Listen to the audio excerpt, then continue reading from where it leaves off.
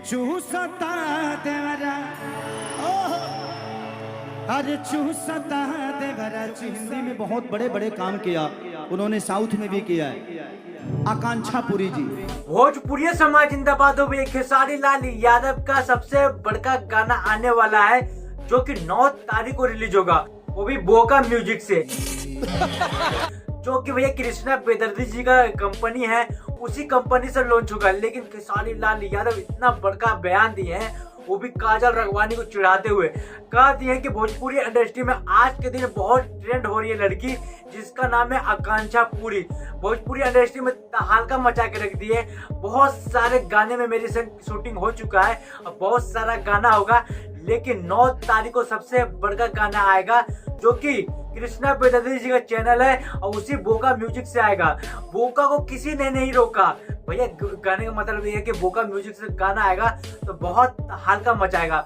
और कृष्णा बेदर्दी जी के बारे में ये भी बताते हैं खेसारी लाल यादव कि ये मेरे बचपन का दोस्त है और दोनों का एक ही संग घर है, दोनों का एक ही गांव है, एक ही जगह हम पढ़े थे लिखे थे।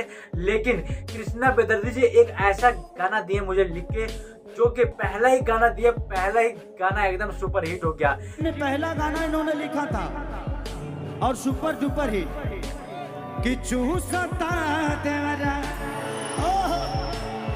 अरे चूसता देवरा चूसता। ओकरा बाद तू लोग चूसता देवरा चूसता देवरा चूसता। भैया यह गाना खेसारी लाल यादव को लिख के दिए थे कृष्णा बेदर्दी जी, जो कि सुपर हिट हुआ और मार्केट में नाम हो गया। जब से कृष्णा बेदर्दी जी और खेसारी लाल यादव दोनों के जोड़ी अभी तक कयामत है। और भैया कितना बड़ा सीढ़ी चढ़ गए दोनों, आपको तो पता ही है। और भैया सुपर से भी सुपर हिट गाना कृष्णा बेदर्दी जी लिखे। और आज के डेट में भैया एक गाना तो खूब ट्रेंडिंग में चल रहा है कि नींबू खरबूजा भइल आय हाय।